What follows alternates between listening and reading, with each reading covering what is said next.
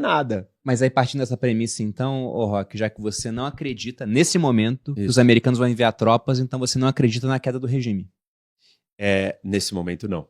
Mas tem coisas novas acontecendo desde ontem, anteontem, que a gente tem que observar de perto. O Trump ligou para os curdos, o líder dos curdos no Iraque e no Irã, e conversou com eles. O que são os curdos? Os curdos é um povo apátrida, o maior povo apátrida do mundo, a maior população de um povo que não tem estado. Tá. E eles estão distribuídos em 4 grandes estados. Tem curdos na Síria, curdos no Iraque, curdos na Turquia e curdos no Irã. Tá. E os curdos, qual é o sonho deles? O Kurdistão. Isso, fundar o seu estado. E os curdos são um problema para todos os outros países. O que o Iraque não quer? Perder uma parte do seu território porque os curdos vão embora. O que a Síria não quer? Que aconteça isso. O que a Turquia não quer? Que os curdos se juntem com os outros curdos e formem um estado deles, porque eles vão pegar um pedaço da Turquia. E o que o Irã não quer é a mesma coisa. Os Estados Unidos, a CIA tem enviado armas para os curdos do Irã até antes desse ataque começar. E aí o Trump ligou para os dois e Israel está em coordenação com eles também, com os curdos do Irã, e chamaram os curdos do Iraque. Falaram, vocês têm que vir ajudar os curdos do Irã. Há continuidade territorial entre os curdos do Iraque e do Irã ou não? Eles estão separados geograficamente? Eles estão na fronteira. Exatamente. Eles estão concentrados os dois na fronteira. Então ali daria para ser o início do Kurdistão. Daria. Ali entre Turquia e Irã, ali naquela meiuca? Tipo, se você pensar bem, se olhar ali, tem até a Síria. Meio que eles ficam bem como se formasse um eixo ali, um círculo. Óbvio que cada povo turco de cada um desses países quer uma coisa em algum grau. Primeiro que cada um desses curdos tem partidos diferentes. Não é só os curdos. Então tem 2, 3 partidos, 2, 3 grupos de curdo em cada país. Os curdos do Iraque hoje, eles já não estão lutando por independência. Eles já estão satisfeitos em serem autônomos. E eles são. Eles têm uma bela de uma autonomia, eles têm os recursos deles, os campos de petróleo, que o dinheiro vem para eles, e eles estão separados do lado do Iraque. Então é meio que uma federação de verdade e eles estão contentes com isso. Os da Síria estão no meio da guerra civil e a Turquia está fazendo de tudo para acabar com a autonomia deles, e os americanos abandonaram eles, usaram eles para lutar contra o Estado Islâmico e largaram eles para trás. E os da Turquia são os maiores problemas para a Turquia, e a Turquia sempre combateu eles de forma muito dura. Eles acabaram fazendo um acordo nos últimos tempos, eles abdicaram da luta armada, os curdos da Turquia, e a Turquia tá ok, mas está sempre monitorando eles. É o grande calcanhar de Aquiles da Turquia. E aí o Trump ligou e falou o quê? Falou, ou vocês estão comigo ou vocês estão com o Irã. E aí os curdos falaram, não, a gente quer a mesma coisa que você.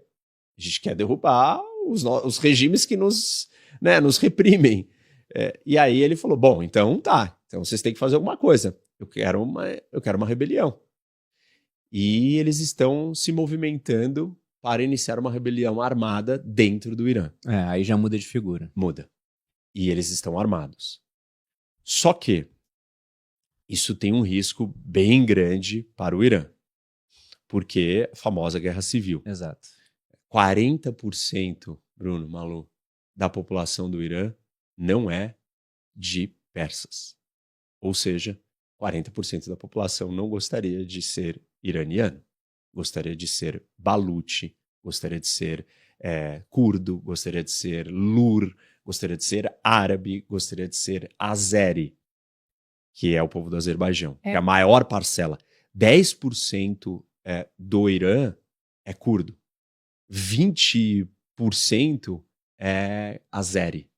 São 30%. E tem mais 10% que está dividido entre baluchi, árabe, lur e vários outros menores.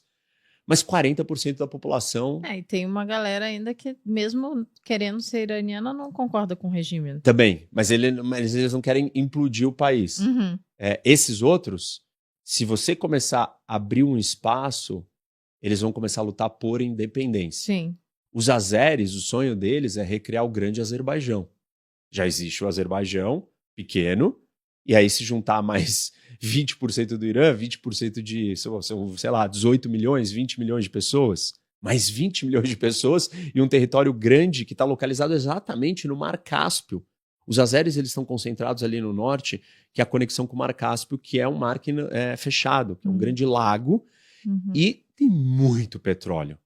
Tanto que Azerbaijão quer dizer terra do fogo, e é fogo porque pega fogo na água, de tanto petróleo que tem. Todo o petróleo do Azerbaijão vem só do Cáspio. O Irã nem explora o petróleo do Cáspio, porque ele não quer enriquecer a região dos azeres e motivar eles a terem autonomia, algo do tipo. E claro, o Irã tem muito petróleo em outros lugares, mas o Cáspio tem muito petróleo. Então, se você juntar a parte que o Irã, que é território do Irã, não o Cáspio, vai ter muito mais petróleo. E isso abre um espaço, então, para essa discussão, não é, né, uma possibilidade de vários grupos começarem a lutar e o Irã se fragmentar. Isso aconteceu no Iraque, no Afeganistão, na Líbia, na Síria, e isso é um problema, porque o Irã é um país gigante. Existe esse risco é bem alto, mas agora você tem tropas terrestres supostamente entrando na briga. Se você fala que o Irã tem uma população de 90 milhões de pessoas, imagina o fluxo de refugiados que isso geraria, né? Uma guerra civil, realmente. É verdade. Seria mais pressão para os europeus, né? Ainda mais fluxo migratório para lá. E, Roque, uma dúvida sobre essa questão, porque o Oriente Médio é muito complexo, né? Você tem várias etnias, mas você tem uma religião dominante, que é o islamismo. Isso. Dividido em diferentes maneiras de expressar essa religião, as principais correntes xiita e sunita. O que pesa mais lá? É a questão religiosa ou é a étnica? Ou varia em questão de conflito? Porque tem coisas que aproximam os iranianos de outros países, que é a questão do islamismo. Mas, como você disse, eles são majoritariamente não, mas a maior parcela é persa. Enquanto no restante, uma parcela são de árabes. Eu diria assim, como todo mundo, todos nós, como eu, você, Malu, nós temos múltiplas identidades. Então você tem as suas descendências, mas você é brasileiro, aí você tem a sua religião. É que para nós, algumas dessas coisas estão mais separadas, para eles não. Então a religião, ela é um elemento mais presente na definição de quem você é. E aqui existe uma uniformidade maior. O Brasil é o maior país católico do mundo, tal. Então você tem uma coisa, mas lá não, tem essa mistura toda. Depende do regime ou do momento da época, a identidade é construída em cima de um elemento.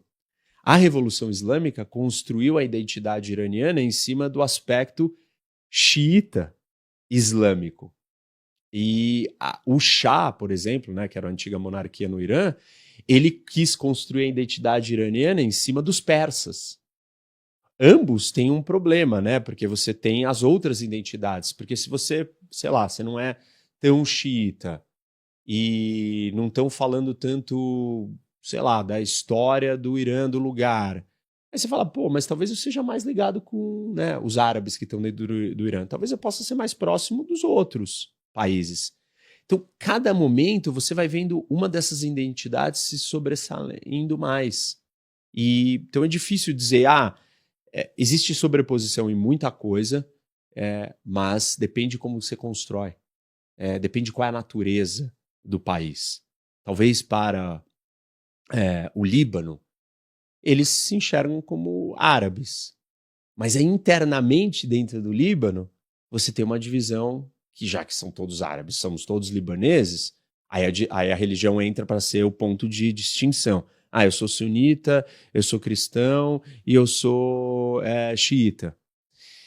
Então depende qual é o grau, o nível a escala de comparação. Se vai comparar dentro de um país, você vai encontrar um desenho. Se você comparar, aí o Líbano, você acha que o Líbano se sente mais próximo da Arábia Saudita? Acho que não. Acho que o libanês se sente mais libanês. Mas aí quando o libanês está lá dentro do Líbano, aí ele tem as divisões, aí essas outras aparecem. Então depende com o que você compara, qual a escala que você compara. Às vezes você compara internamente. Hoje eu diria que dentro do Irã, eles se veem mais como iranianos. Como essa identidade iraniana está sendo puxada tanto para a religião, muitos deles falam, pô, isso daqui, sei lá, não está me mantendo mais. E no momento onde rompe tudo isso, né, agora é um momento de ruptura.